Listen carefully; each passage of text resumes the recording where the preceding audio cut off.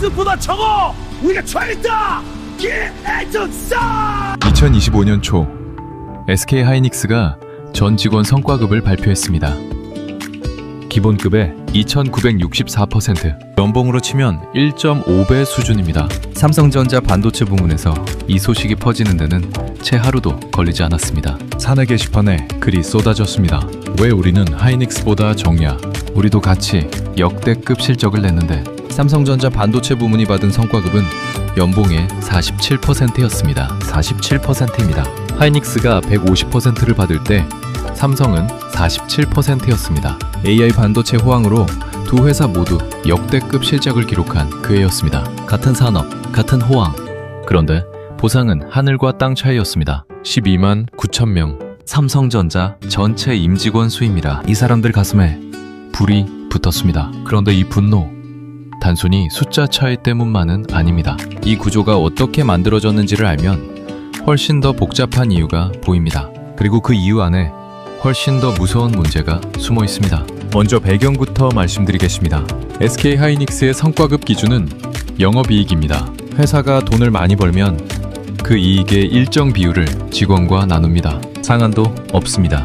회사가 잘 될수록 직원도 함께 잘 되는 구조입니다. 삼성전자는 다릅니다. EVA라고 불리는 경제적 부가가치 방식을 씁니다. 영업이익에서 세금을 떼고 투자비를 떼고 배당을 떼고 기타 비용을 뺀 나머지로 성과급을 계산합니다. 회사가 1,000억을 벌어도 직원에게 돌아오는 EVA는 수백억 수준으로 줄어드는 구조입니다. 게다가 성과급 상한이 연봉의 50%로 묶여 있습니다. SK 하이닉스는 이 상한을 이미 폐지했습니다. 쉽게 말하면 이렇습니다. 하이닉스는 영업이익이라는 큰 파이 전체를 기준으로 직원 몫을 정합니다. 삼성은 그 파이에서 여러 조각을 먼저 잘라낸 다음 남은 부스러기로 직원 몫을 정하고 거기에 상한까지 씌웁니다. 같은 반도체인데 이렇게 대우가 다르면 매력 있는 사람은 어디로 가고 싶을까요? 이 질문의 답이 지금 삼성 안에서 조용히 진행되고 있습니다. 그리고 그 일이 예사롭지 않습니다. 삼성이 EVA 방식을 쉽게 바꾸지 못하는 데는 이유가 있습니다. 삼성전자는 반도체만 파는 회사가 아닙니다. 스마트폰, 가전, 디스플레이, 네트워크까지 사업이 걸쳐 있습니다. 직원도 12만 9천 명입니다. SK 하이닉스 3만 명과는 규모가 완전히 다릅니다. 같은 이익을 나눈다고 해도 사람이 4배 이상 많으면 한 사람 몫은 줄어들 수밖에 없습니다. 거기다 반도체가 폭발적 이익을 내는 동안 스마트폰이나 가전 사업부는 상대적으로 조용했습니다. 반도체 직원에게만 성과급을 크게 올리면 다른 사업부 직원들의 박탈감이 커집니다. 여기에 설비 투자 문제도 있습니다. 반도체 공장 하나를 짓는데 수십조 원이 들어갑니다. 성과급을 크게 올리면 투자 여력이 줄고 투자가 줄면 기술 경쟁에서 뒤처집니다. 이 딜레마가 삼성을 꽉 잡고 있습니다. 그런데 이 구조 문제보다 더 심각한 일이 벌어지고 있습니다. 삼성 안에서 조용히 그러나 빠르게 진행되는 일입니다. 최근 몇 년 사이 삼성전자에서 SK 하이닉스로 옮기는 엔지니어들이 늘고 있습니다. 예전에는 삼성 보상이 더 좋았습니다. 지금은 하이닉스가 더 낫다는 말이 현장에서 공공연하게 나옵니다. 반도체 엔지니어는 하루아침에 키울 수 없습니다. 10년, 20년 쌓아온 공정 노하우가 그 사람 머릿속에 있습니다. 그 사람이 떠나면 기술도 함께 떠납니다. 전쟁사로 넘어가면 더욱 그렇습니다. AI 반도체 시대, 고대 역폭 메모리 경쟁이 치열한 지금, 기술, 인재 한 명의 가치는 예전과 비교할 수 없습니다. 엔비디아가 AI 칩 수요를 폭발시키는 동안 SK 하이닉스는 이미 고대역 폭메모리 시장을 선점했습니다. 삼성은 뒤를 쫓는 형국입니다. 삼성의 EVA 방식, 이게 직원들에게만 손해일까요? 이 질문을 지금 진지하게 따져봐야 합니다. 회사의 미래 기술 경쟁력과 직결된 문제이기 때문입니다. 반도체 패권을 쥔 나라의 조건은 기술 장비만이 아닙니다. 그것을 만들고 개선하는 사람을 붙잡을 수 있느냐입니다. 그 사람들이 지금 흔들리고 있습니다. 2025년과 2026년에 걸쳐 진행된 삼성전자 임금 및 성과급 협상이 결렬됐습니다. 노조는 성과급 상한 폐지, 영업이익의 20%를 성과급으로 지급, 임금 7% 인상을 요구했습니다. 회사는 임금 6% 인상과 성과급 계산 방식 일부 개선을 제안했습니다. 끝내 합의하지 못했습니다. 이에 노조는 쟁의권 확보 절차에 돌입했고 3월 9일부터 18일까지 파업 찬반 투표를 실시할 예정입니다. 찬성이 확정되면 5월 총파업으로 이어집니다. 이번엔 2024년 7월 파업과 다릅니다. 그때는 5개 노조 중 1개 노조 6,000명만 참여했습니다. 이번엔 5개 노조가 공동투쟁본부를 꾸렸습니다. 전체 임직원 12만 9천 명 중 수만 명이 파업에 나설 수 있는 상황입니다. 수만 명의 삼성 직원이 라인을 세우면 무슨 일이 벌어질까요? 진짜 문제는 따로 있습니다. 그리고 그 파급 효과가 여러분과 무관하지 않습니다. 반도체 생산 라인은 24시간 365일 돌아가야 합니다. 라인 한번 멈추면 재가동까지 수백억 원이 날아갑니다. 품질 불량 위험도 커집니다. 지금은 특히 더 민감한 시기입니다. AI 반도체 수요가 폭발하는 지금 삼성이 납기를 맞추지 못하면 글로벌 고객사들은 다른 곳으로 눈을 돌립니다. SK 하이닉스가 반사 이익을 누립니다. TSMC도 마찬가지입니다. 한번 빠져나간 고객을 다시 데려오는 건 공장 재가동보다 훨씬 어렵습니다. 반도체 업계에서 신뢰는 기술만큼이나 중요하기 때문입니다. 이게 바로 이 사태의 진짜 위험입니다. 성과급 싸움이 대한민국 반도체 경쟁력을 흔드는 뇌관이 될 수 있습니다. 직원의 박탈감이 공장 가동률로 이어지고 공장 가동률이 글로벌 시장 점유율로 이어지는 연결고리입니다. 더 무서운 건 지금부터입니다. 이 사태가 멀리 있는 이야기가 아닙니다. 지금 여러분의 지갑과 직접 연결되어 있습니다. 삼성전자는 코스피 시가총액에서 압도적 비중을 차지합니다.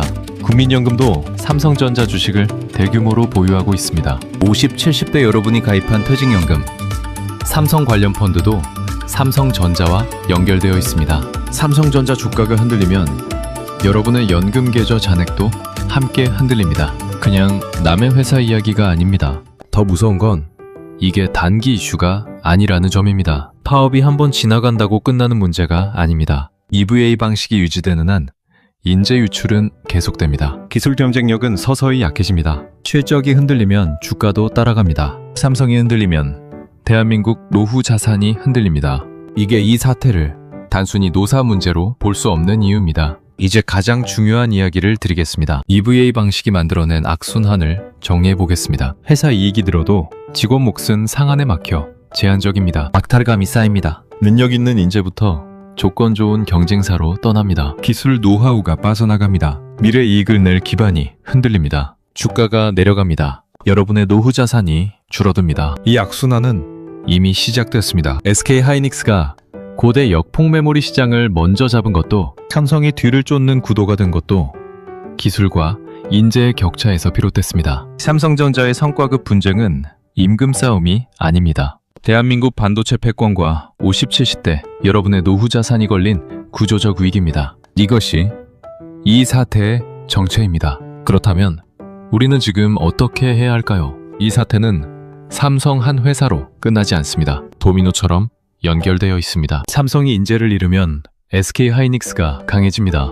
SK 하이닉스가 강해지면 엔비디아와의 협력도 더 단단해집니다. 엔비디아가 SK 하이닉스와 함께 AI 반도체 시장을 키우면 삼성이 비집고 들어갈 공간은 점점 좁아집니다. 삼성이 뒤처지면 한국 반도체 수출 구조도 흔들립니다. 한국 경제에서 반도체가 차지하는 비중은 절대적입니다. 반도체 수출이 줄면 원화 가치에도 영향을 미칩니다. 원화가 약해지면 소인 물가가 오릅니다. 가스비, 식료품, 생활비가 오릅니다. 50, 70대 여러분이 매달 내는 공과금, 장바구니 물가, 이게 삼성 반도체와 무관하지 않습니다.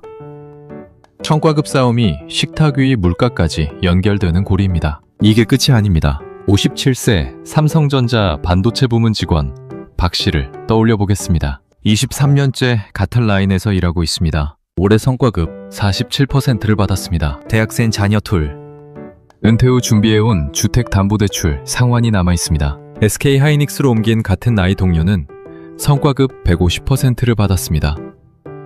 그 차이가 수천만 원입니다. 같은 애, 같은 반도체, 같은 나이. 박 씨 같은 50대 삼성 직원의 이야기는 그 가족 전체의 이야기입니다. 그리고 그 가족을 걱정하는 50, 70대 부모 세대의 이야기이기도 합니다. 여러분의 자녀가 삼성에 다니고 있다면 이 성과급 구조 문제는 결코 남의 이야기가 아닙니다. 자, 그렇다면 우리는 어떻게 해야 할까요? 첫째, 삼성 관련 자산 비중을 점검하십시오. 삼성전자 단일 종목에 집중 투자하고 있다면 지금 비중을 냉정하게 살펴보셔야 합니다. 이번 파업 이슈와 EVA 구조 문제는 단기보다 중장기 리스크입니다. 삼성전자 하나에 노후 자산을 집중하는 것은 위험할 수 있습니다. 반도체 섹터 전체로 분산하거나 국내외 다른 자산과 균형을 맞추는 것을 검토해 보십시오. 둘째, 3월 파업 찬반 투표 결과를 반드시 주목하십시오. 3월 9일부터 18일까지 진행되는 파업 찬반 투표가 가결되면 5월 총파업이 현실화됩니다. 평택 공장 가동 차질 여부, 글로벌 반도체 수급 변화, 삼성 주가 반기 변동이 동시에 올 수 있습니다. 미리 알고 있어야 흔들리지 않습니다. 셋째, 삼성의 보상구조 변화 여부를 장기 지표로 삼으십시오. EVA 방식 개선, 성과급 상한 폐지 여부가 삼성 장기 경쟁력의 핵심 변수입니다. 단기 실적 발표나 주가 흐름만 보지 마십시오. 삼성이 인재를 붙잡는 구조로 바뀌고 있는지 그 방향을 보셔야 합니다. 구조가 바뀌지 않으면 단기 호실적도 언젠가 한계에 부딪힙니다. SK 하이닉스 기본급의 2,964%, 삼성전자 연봉의 47%. 이 숫자 하나가 대한민국 반도체 패권의 균열을 드러냈습니다. EVA 방식의 구조적 한계, 12만 직원의 박탈감, 핵심 인재 유출, 총파업 위기, 그리고 여러분의 노후 자산까지, 이 모든 것이 하나로 연결되어 있습니다. 삼성이 이 구조를 바꿀 것인지 아니면 이 균열이 더 깊어질 것인지 지금 그 갈림길에 서 있습니다. 삼성이 어떤 선택을 하느냐에 따라 대한민국 반도체 산업의 미래도 여러분의 노후도 달라집니다. 성과급 싸움으로 시작된 이 이야기, 사실은 대한민국 경제의 미래를 묻는 질문이었습니다. 여러분은 어떤 선택을 하시겠습니까? 선택은 지금입니다. 여러분은 어떻게 생각하시나요? 댓글로 여러분의 의견을 자유롭게 남겨주세요. 구독과 좋아요는 더 나은 콘텐츠를 만드는 데 큰 도움이 됩니다. 알림 설정까지 해두시면 새로운 영상을 가장 먼저 만나보실 수 있습니다. 다음 영상에서 또 만나겠습니다.